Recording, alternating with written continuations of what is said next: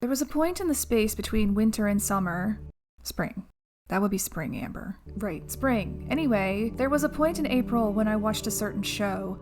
And that certain show, which I like a normal healthy amount, showed me parts of myself that I had no idea existed, and relationships I never thought were possible, and realities I had no idea I was pining for. And since my brain had no idea what to do with actually getting precisely what it never thought it needed, that manifested in a condition called pirate brain rot.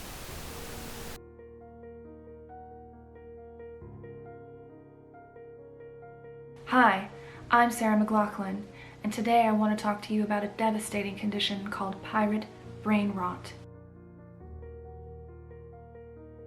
The tragic symptoms of pirate brain rot include tremendous amounts of time pondering and obsessing over the outcomes of characters in a show that for a while only had one known season, feeling tremendously shooketh by the events in the show, looking at historical events online to gauge how the next season might go for the sake of recovery from said shooketh feelings, buying merchandise that might resemble merchandise from said show because actual merchandise doesn't exist, making fan art, midlife crisis, constantly listening to Fleetwood Mac and Cat Stevens, swooning over the friendship between Taika Waititi and Rhys Darby, playing Flight of the Conchords music on repeat, failing to admit to oneself that 90% of the TikTok content consumed contains the hashtag ofmd, and trying really hard to not propose to Vico Ortiz.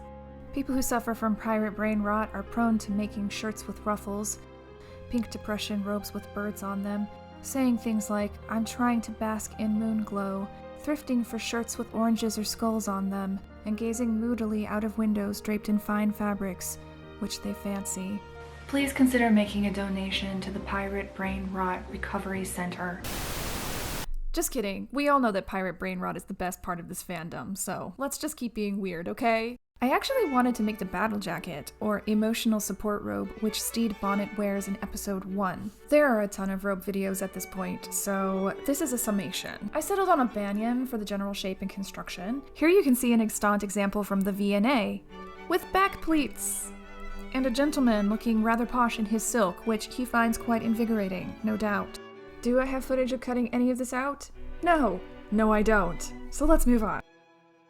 Here is the digitized version of the pattern on the robe, which I got from the Instagram pictures of the actual robe in progress. Just some healthy costumer respect.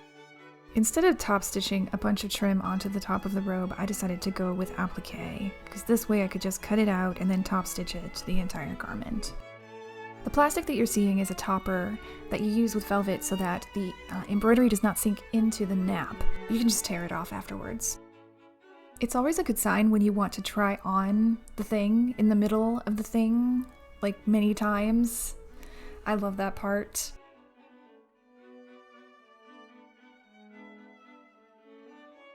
This is just a sleeve.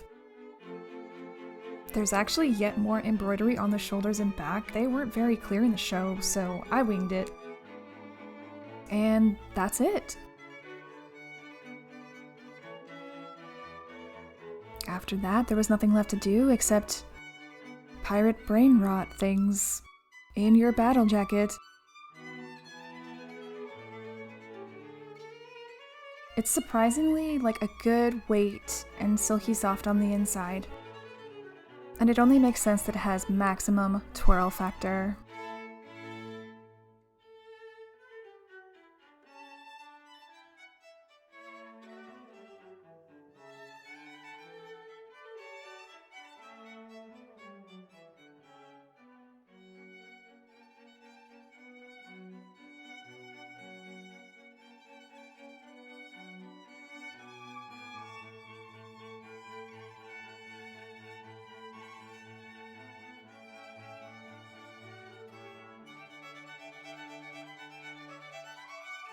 Cheers, my dears! And stick around for my next video, where the obsession continues, and I don't even care because this is giving me life right now. Hi, I'm Sarah McLaughlin, and today I want to talk to you about a devastating pandemic